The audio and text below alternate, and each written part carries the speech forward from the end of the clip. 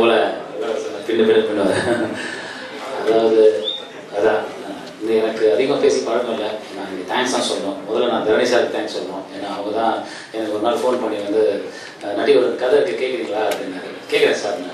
அப்படி தான் எனக்கு வினோத் அவர்கள் வந்து பழக்கமானாங்க. உன்னை யாராவது ஏமாத்திட்டேன்னா அவனை எதிரே நினைக்காத, ஏன்னா ஒரு வகையில் அவன் குரு மாதிரி. ஏன்னா அப்படின்னாரு. அந்த ஏன்னாக்கு அப்புறம் என்ன சார்னு கேட்டேன். அந்த ஏன்னா தான் இந்த கதை கேளுங்கன்னு சொல்லி ஃபுல் கதையும் கேட்டாரு. கதை கேட்டு முடிச்சோன்னா அவருக்கு நான் ஒன்றே தான் கேட்டேன், இவ்வளோ நாள் எங்கே இருந்துங்க வினோத், எப்போ ஷூட்டிங் போகலான்னு. ஒரு 2 நாள் சொல்கிறேன் அப்படின்னாரு. 2 நாளைக்கு அப்புறம் மனோபால சார் ஃபோன் வந்தது. டே நீ பண்ணுற இந்த படத்தை அப்படின்னு சொன்னார். ரொம்ப தேங்க்ஸ் சார்னு. அவருக்கு வந்து மனோபால சாருக்கு மிகப்பெரிய நன்றி சொல்லணும். ஏன்னா வியாபார ரீதியாக எத்தனையோ கதாநாயகர்கள் அவருக்கு நண்பர்களாக இருக்கும்போதும் இருந்தும் எனக்கு வந்து இந்த ஆப்பர்ச்சுனிட்டி கொடுத்தாரு. மிகப்பெரிய நன்றி. அதுக்கப்புறம் வந்து நன்றி வந்து லிங்குசுவாமி சார், சுபாஷ் சந்திர போஸ் சார் சொல்லணும். ஏன்னா சாதாரணமாக செயல்படுறது எங்களோட டீமை இன்னைக்கு ஒரு 47 வீடியோ கேமரா, ஒரு 37 ஸ்டில் கேமரா முன்னாடி வந்து எத்தனை பெரிய விஐபி நடுவில் எங்களுக்கு இந்த மரியாதை கொடுத்துருக்காங்க. இது வேற ஒரு லெவலுக்கு எங்கள் டீமை கூப்பிட்டு போகிறதுக்கு அவங்களோட மிகப்பெரிய நன்றி. நன்றியை தவிர தேங்க்யூ ஸோ மச். எல்லாருக்கும் வணக்கம். நேற்று சாயந்தரம் தான் பார்த்தேன் சதுரங்க வேட்டையை. படம் ஸ்டார்ட் பண்ணோன்னே எப்படிலாம் தப்பு பண்ணலான்னு ஒரு மேனுவல் போட்ட மாதிரியே இருக்குது. ஒரு விஷயமா நான் இது வரைக்கும் தமிழில் அந்த மாதிரி ஸ்க்ரீன் பிளே பார்த்தது இல்லை. ஒரு ஹீரோ பண்ணிட்டு இருப்பாங்க, அப்படியே காமிப்பாங்க, எல்லாம் க்ளீனாக காமிச்சிட்டு அதுக்கப்புறமா பாதி மேலே தப்பு பண்ணால் இப்படிலாம் தப்பு பண்ணால் காசு சம்பாதிக்கலாம், ஆனால் அதுக்கப்புறம் என்னன்னா ஆகும் அப்படின்னு செகண்ட் ஹாஃப். நான் கடைசியாக பார்த்தா ரொம்ப சுவாரஸ்யமான படம். அதே மாதிரி எனக்கு தமிழில் ரொம்ப பிடிச்ச நாவல் ஒன்று இருக்குது, ஒரு மனிதனும் சில எருமை மாடுகளும் அப்படின்னு. அதை நான் டைட்டிலாக வைக்கணும்னு எனக்கு ரொம்ப ஆசை. இந்த படத்தில் எருமை மாடுகள் அப்படின்னு அவர் சொல்லுவார். நான் கடைசியாக கேட்ட பெஸ்ட் டைலாக் தான் அது. நான் ரொம்ப நேரம் சிரிச்சுட்டு இருந்தேன். வெளில வந்து நானும் குமாரதாஸ் எல்லாம் ரொம்ப நேரம் சிரிச்சுட்டு இருந்தேன். நிச்சயமா இந்த படம் வெற்றி பெறும், அது டவுட்டே இல்லை. தேங்க்ஸ். ஆரம்பிச்சதுலேருந்து போனதுலேருந்து படம் ஷூட் போகிறதுலேருந்து ஒவ்வொரு சின்ன ஃபோன் பண்ணி போயிரு, டே ராஜா எப்படி போயிட்டு இருக்கு, என்ன பண்ணிட்டு இருக்கு, நல்லா வருதாடா அப்படின்னாரு. திடீர்னு ஃபோன் வந்து எல்லாரும் கேட்பாரு. நமக்கே தெரியாம ஐயோ இவ்வளோ க்ளோஸாக வாட்ச் பண்ணிட்டு இருக்காரு, பயமா இருக்கு. எல்லாருக்கும் வணக்கம். கல்யாணத்துக்கு பிறகு பஸ்ஸே பேசி செட்ட மறுபடியும் அடிக்கடி செக் பண்ணிட்டே இருக்க வேண்டியிருக்கு, அவந்துருச்சா இடுப்புலதான் இருக்கான்ட்டு.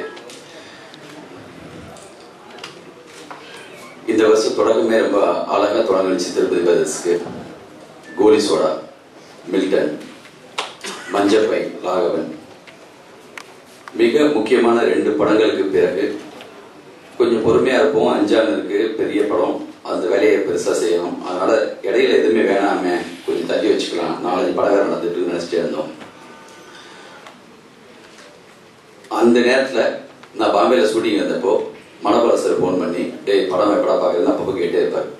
முதல்ல வந்து என்னன்னா எனக்கு என்ன தோணுச்சுன்னா, எப்படியாவது அவாய்ட் பண்ற மாதிரி சரியான வார்த்தைகள் தேடி ரீசன்லாம் கரெக்டா பிடிச்சி, சார் கமல் சார் படம் இருக்கு, இந்த பக்கம் பார்த்தா பாலா சார் படம் ஸ்டார்ட் பண்ணிட்டாரு, இடம்பொருள் ஏவல் இவ்வளவு இருக்கு சார், நம்ம 5ஆவது வேற போயிட்டு இருக்கு, ஏதாவது கரெக்டா சொல்லணும். அவருக்கு வந்து நிறைய நான் வந்து யோசிச்சே இருந்தேன் எப்படா அவாய்ட் பண்ணலான்னு.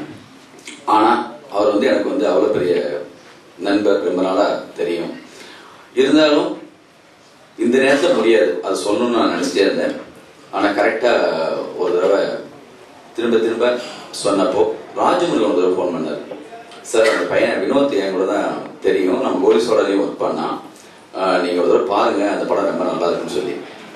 சரின்னு சொல்லிட்டு என்ன எப்படி போஸ் சொன்னாலே வந்து இந்த நேரத்தில் வேணாம்னு சொல்லி திரும்பி ஆரம்பிக்கிறோமேன்னு சொல்லி சொல்லுவாருன்னு நினைச்சேன். சரி போஸுக்கே தெரியாம சரி மனோபால சார் உள்ள மரியாதைனாலையும் சரி எல்லாரும் சொன்னதுனால ஃபுல் டைட்டா அப்படி ஒர்க் போயிட்டு இருக்கு. ஒரு ஷூட்டிங் முடிச்சு வந்து அந்த கலைப்பு எப்படி இருக்குன்னு இவ்வளோ டேரக்டர்ஸ் எல்லாருக்குமே தெரியும், எல்லாரும் தெரியும்.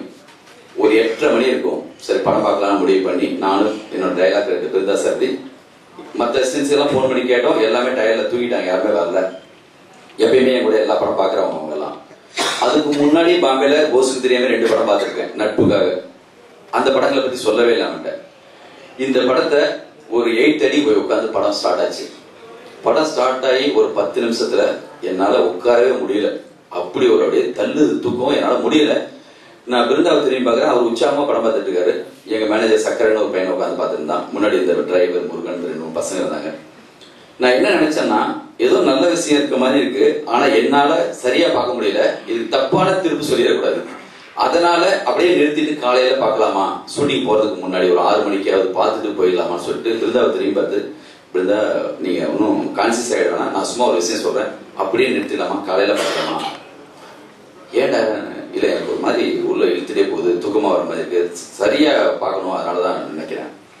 இல்ல நீ நான் பாத்துக்கிறேன், நீ கொஞ்ச நேரம் அப்படியே அசந்தாலும் பரவாயில்ல, நான் கண்ணி பண்ணி உனக்கு என்னன்னு நான் சொல்லிடுறேன், நீ பேசாம உட்காரு, சரி போக போக சரியாயிடும்னு சொல்லி சொன்னாங்க. சரி ஓகே சொல்லி கண்ணெல்லாம் கசக்கிட்டு திரும்பி அப்படியே உட்காந்தேன். அந்த உட்காந்ததுங்கிறது வெறும் 4 நிமிஷம் 5 நிமிஷம் தான். அதுக்கு பிறகு படம் ஸ்டார்ட் ஆகி போக ஆரம்பிச்சு மாபெரும் உற்சாகம். அப்படியே படம் முடிகிறப்ப எனக்கு என்ன சைன் இருந்துச்சுன்னா, நம்ம தூக்கத்தெல்லாம் தூக்கி அடிக்கிற அளவுக்கு இந்த படம் இருக்குன்னு சொன்னா, இதுதான் ராமாநாயுடு ஸ்டுடியோல ஒரு விஷயம் நான் உண்மையிலே கேள்விப்பட்டிருக்கேன். 1 மணிக்கு 12 மணிக்கு தான் மொத்த ஸ்டாப்பே அவங்க எல்லாம் கூப்பிட்டு வச்சு படத்தை காட்டுவாங்களாம். அந்த தூக்கத்தையும் தாண்டி அவன் அந்த படத்தை நின்றுட்டானா, முடிச்சிட்டு இருந்தானா அந்த படம் நல்ல படம்னு அவங்களுக்கு ஒரு சைனா.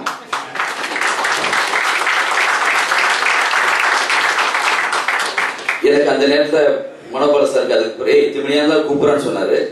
எனக்கு படத்தை பத்தி அதுக்கு பிறகும் ஒரு 1 மணி நேரம் 2 மணி பேசி இருந்தோம். யாரை கூப்பிடலாம், டேரக்டர் கூப்பிடலாமா, ஃபர்ஸ்ட் ராஜமுருகன் பேசலாமா, ராஜமுருகன் அடிச்சேன், 8 மணி நேரம் பரவாயில்லாமா, அசிஸ்டன்ட் தான் கூப்பிட்டேன், பேசினேன், வினோத் நம்பர் விடுன்னு வாங்கிட்டேன். அதுக்கு பிறகு வினோத்துக்கு போன் பண்ணேன். அவர் பாவம் டென்ஷன் எடுத்திருக்காரு, டேரக்டர் படம் பார்த்தாரு, அவரு லிங்கு கூப்பிடவே இல்லையே, தூக்கமே போயிடுச்சுன்னு சொன்னார் மறுநாள். அதுக்கப்புறம் அதுக்கு காலையில ஒரு பெரிய பரபரப்பு தோத்தி ஷூட்டிங் போயாச்சு. ஒரு அன்னைக்கு ஆக்சுவலி பார்த்தா மறுநாள் ஷூட்டிங் சம்திங் தள்ளி போச்சு, கொஞ்சம் லேட் ஆச்சு. அதனால நான் கரெக்டா மனோபால சாருக்கு பிறகு கூப்பிட்டு சொன்னேன், சார் அந்த படம் சூப்பரா இருக்கு, இம்மிடியா சதீஷ் எங்க பப்ளிசிட்டி பார்க்கறாங்க, அவங்களுக்கு போன் பண்ணி போஸ் இன்னைக்கு ஈவினிங்கே இந்த படத்தை பார்க்க சொல்லுங்க, இது நம்ம பண்ண வேண்டிய படம். நான் இதுவரைக்கும் திருப்பதி பஸ்ல பண்ண படங்கள்லயே பல சாரங்க இருக்காங்க, இருந்தாலும் இந்த வருஷத்துல ஆரம்பிச்சு நான் சொல்றேன், நல்ல படங்களை பண்ணிட்டோம். நம்ம போன வருஷம் குங்கி வழக்கின்னு அமைஞ்ச மாதிரி இந்த படம் மிக முக்கியமான படம். எனக்கு அப்படி ஒரு படம் ஒரு நாவல் அப்படியே ஃப்ளோவா ஒரே ஸ்டெச்சில் ஒரு அழகான ஒரு சரியான ஒரு இன்ட்ரெஸ்டிங்கான ஒரு நாவலை படிச்சா, ஒரு சுஜாதாத்தனமான ஒரு நாவலை படிச்சா அப்படி இருக்கும். அவ்வளவு ட்ரெண்டியா இன்னைக்கு அந்த அவங்க எல்லாம் வந்தது காரணம் என்னன்னா, நலன்குமார் சாமி இந்த கதையை ரெக்கம் பண்ணியிருக்காரு, நவீன், நம்ம கார்த்திக் சுப்புராஜ், அப்புறம் ஆரண்யகால டைரக்டர், இவங்க எல்லாம் எதுக்காக பாலசக்திவேல், சசி சார், இவங்க எல்லாத்துக்கும் எதுக்கு வர வச்சதுன்னா, அவங்க எல்லாம் பார்க்கணும் இந்த படத்தை. அவங்க என்ன பண்ணிட்டு இருக்காங்க, இப்போ சமீபத்தில் எப்படி இந்த ட்ரெண்டை புரட்டி போட்டாங்களோ சினிமாவுக்கு, அவங்க எல்லாருக்குமான ஒரு அந்த கட்டத்தில் இருக்கக்கூடிய மிக முக்கியமான டைரக்டர். பர்டிகுலர் இந்த படத்துல ஒரு டைலாக் ஒன்று வரும், எல்லா பொய்யிலையும் ஒரு உண்மை கலந்துருக்குன்னு, நான் சொல்றதுல ஒரு துளி பொய் கூட கிடையாது, அவ்வளவு உண்மைதான் இப்போ உங்ககிட்ட சொல்ல. வசனம் படத்துல டைலாக் நான் 4 தடவை பார்த்தேன் படம். இவ்வளவு பரபரப்பான வேலைக்கு இடையிலையும் நேற்று ஷோ ஓடுதுன்னு சொன்னாங்க, என்னால் வரவே முடியாது, எடிட்டிங் ஃபைனல் ரிவ்யூ போயிட்டு இருக்கு, ஸ்டப்புன்னு கிளம்பி போயிட்டு அந்த படத்தை கொஞ்ச நேரம் பார்த்துலாம் சொல்லி, எவ்வளவு நுணுக்கமான டைலாக். அந்த பொண்ணுக்கெல்லாம் கிளைமேக்ஸ்ல அந்த பொண்ணு தான் வாய்ஸ் கொடுத்துருக்கு, அந்த பொண்ணு தான் பேசியிருக்கு, அந்த நம்ம அவங்க இருக்கிற சீனு. அதுல உனக்கு கோவமே வராதா சரி கேட்கிறப்போ, எதுக்குன்னே கோவம் பண்ணும், அன்பை கொடுக்கறதும் அன்பை வாங்கிக்கிறது தானே, என்ன அழகா ஒவ்வொரு வார்த்தையும், அதுவும் படத்துடைய ஸ்பீடு அப்படி வேற ஒரு லெவல்ல இருக்கப்ப டப்புன்னு கட்டி போட்டு அந்த இடத்துல நம்மளை நிறுத்தி அப்படி ஒரு டைலாக். படம் முழுக்கவே அப்படி வசனம். ஒரு இடத்துல ஒரு பிளான் சொல்லி முடிச்சது பிறகு ஒருத்தர் பக்கத்துல அந்த உட்காந்து நிக்கிறப்போ, உனக்கு புரிஞ்சதா, ஏன் கேட்கிற, உனக்கு புரிஞ்சதுன்னா நான் மாத்துவேன். ஒரு புதிய பாதை பார்த்திவன் எப்படி நம்மளுக்கு படம் பார்க்கும் போது அவ்வளவு பக்கத்துல நின்னாங்களோ அந்த அளவுக்கு நட்டி அவங்க பண்ணிருக்காங்க. அவர் படத்தை நான் பாக்குற முதல் படம் தான், பிச்சுட்டாங்க. அவங்க வண்டியில நம்ம எந்த இடத்துல இருக்கோம் சொல்லி கேட்டுட்டு டப்புனு வண்டியில ஏறி உட்கார ஸ்டைலா இருக்கட்டும், பின்னாடி இப்படி கையை வச்சிருக்கா இருக்கட்டும், ஒரு பெரிய ஹீரோக்கான பக்கத்துல உள்ளவங்க கிட்ட பாக்கெட்ல காய் சேர்த்த வளவன் அவரு பின்னிட்டாங்க அவங்க எல்லாம். அதாவது இந்த மாதிரி இயல்பான படம் எடுக்கிறப்போ என்னன்னா, நான் அடிக்கடி ஒன்று சொல்லுவேன், ஒரு படம் எப்படி இருக்கும்னா, நான் சொல்ற உதாரணம் எனக்கு தெரிஞ்ச 2 நண்பர்களுடைய படத்தை வச்சு சொல்லுவேன். சங்கர் சார் படம் மாதிரி ஒரு வகை இருக்கு, பாலாசக்திவேல் டைப்பா ஒரு படம் இருக்கு, 2க்கு இடையில என் படம் இருக்கும். அது நான் என்னோட வீட்டான்னு நினைப்பேன். ரொம்ப நிஜமா சொன்னாலும் ஜனங்களுக்கு பிடிக்காது, ரொம்ப சினிமாவா சொன்னாலும் பிடிக்காது. இந்த நெஜம் நிறைய வச்சுக்கிட்டு அதுல ஒரு சினிமா லாங்குவேஜையும் கலந்து ட்விஸ்ட் அண்ட் டான்ஸோட அப் அண்ட் டவுன் அப்படி கரெக்டான ஒரு பிலிமை பார்க்க முடியும்னா அந்த கலவை வந்து வினோத்துக்கிட்ட வந்து அவ்வளவு டெம்போ, அந்த கட்டிங் பாயிண்ட் அங்க வந்து ஒவ்வொரு இடத்துலயும் வந்து அங்க அங்க முடிஞ்சு இங்க தொடங்கினா இன்னொரு இடம் எப்படி அப்படி ஒரு டென்ஷன் கொடுத்துட்டே போற விதம். இலவசன எப்ப பார்த்தாலும் நல்லா நடிச்சிருக்கேன்னு சொல்லுவோம். ஆனந்தத்துக்கு பிறகு உண்மையிலேயே எனக்கு வந்து கரெக்டான அமையல. நான் அவரை அவ்வளவு ரசிச்சிட்டு இருக்கேன். இந்த படத்துல அவர் வந்து செகண்ட் டைம் அவங்களை அந்த வளவன் அந்த குரூப்பை மாட்டி விட்டு அவர் கடையில போய் உட்காரப்போ ஒரு ரியாக்ஷன் பண்ணியிருப்பாரு.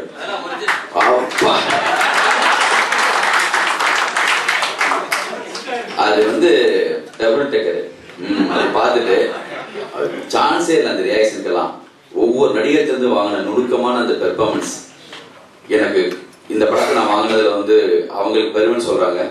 எனக்கு முழுக்க முழுக்க இந்த படத்தை வாங்கினதுல இந்த மாதிரி படத்தை எடுத்துட்டா அது இந்த மாதிரி படத்தை எடுத்துட்டா அதை வந்து என்ன இதை விட கொண்டு போய் சேர்க்கிற பொறுப்பு அதை விட வேற என்ன கொடுப்பின வேணும். அது வந்து அதை நான் வந்து ஒரு ஆடியன்ஸா வந்து இன்னைக்கும் அந்த அந்த மனநிலையோட தான் நான் இன்னைக்கும் இந்த மேடையில் நிற்கிறேன். நல்ல ரசனையான விஷயங்களை சரியான யாரு செஞ்சாலும் அதை வந்து முழு மனசோட செய்யறதுக்கு நான் வந்து 100% திருப்பதி பேச ரெடியா இருக்கு. போஸ் அவர் வந்து என்னன்னா எனக்காவது கொஞ்சம் சின்ன தாட்சணியம் நட்பு இத்தனை வருஷம் 20 வருஷம் இவங்களோட இருந்திருக்கோம் அவங்களுக்காக ஒன்று செய்யணும் அப்படிலாம் நினைப்பேன். அவர் பியூரா அவர் மனசுக்கு 100% பட்டா மட்டும்தான். அது இல்லாத பட்சத்தில் தொடவே மாட்டார் எந்த விஷயத்தையும். அவருக்கான ஒரு விஷயம் பிடிச்சி போச்சுன்னா அது யார் சொன்னாலும் அதை பண்ணணும்னா பண்ணணும் தான். அவர் படம் பார்க்குற விதமும் அப்படிதான் இருக்கும். திருஷ்யன்னு ஒரு படம், நான் பாம்பேல இருக்கேன், என்ன பிஸியா இருந்தாலும் படத்தை போய் பாடுறாங்க. அவருக்கு 100% தொத்திரும் ஒரு சில விஷயம். என்னை விட பியூர் பரபரப்பா இருக்க மாதிரி தெரியும், ஆனா அவங்க வந்து அவ்வளவு பியூரானவங்க. அவருக்கு வந்து கரெக்டா ஒரு விஷயம் அடிச்சதுன்னா நான் முதல் சீன் சொல்லி பார்க்கறது கூட அவர்கிட்ட தான். என்னை விட டேஸ்ட் ஆனாங்க.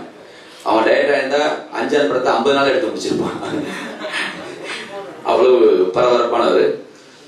வினோத், மனோபல சார், நட்டி, இந்த மொத்த டீம் எல்லாருக்கும் நாங்க உண்மையிலேயே வந்து பெருமைப்படுறோம். இந்த மாதிரி படத்தை வாங்கி விடுறதுக்கு பெரிய பயம் இருந்துச்சு. அஞ்சான ஒரு பெரிய படம் இருக்கு, அதுக்கு முன்னாடி விட போறோம், இது சரியா வரணும், இந்த நேரத்தில் எந்த தப்பு நடத்தக்கூடாது, கொஞ்சம் யோசிச்சு செய்வோமா அப்படிலாம் எவ்வளவோ யோசிச்சோம்.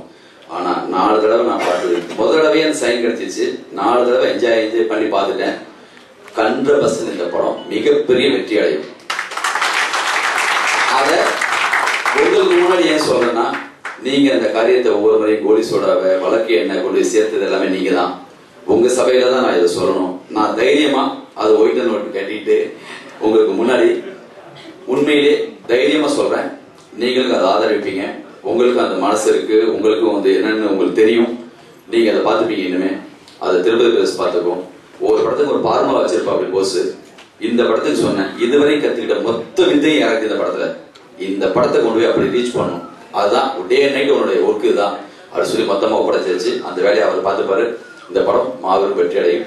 வெற்றிக்கு பிறகு மறுபடியும் சந்திப்போம், எல்லாரும் பேசுவோம். நன்றி.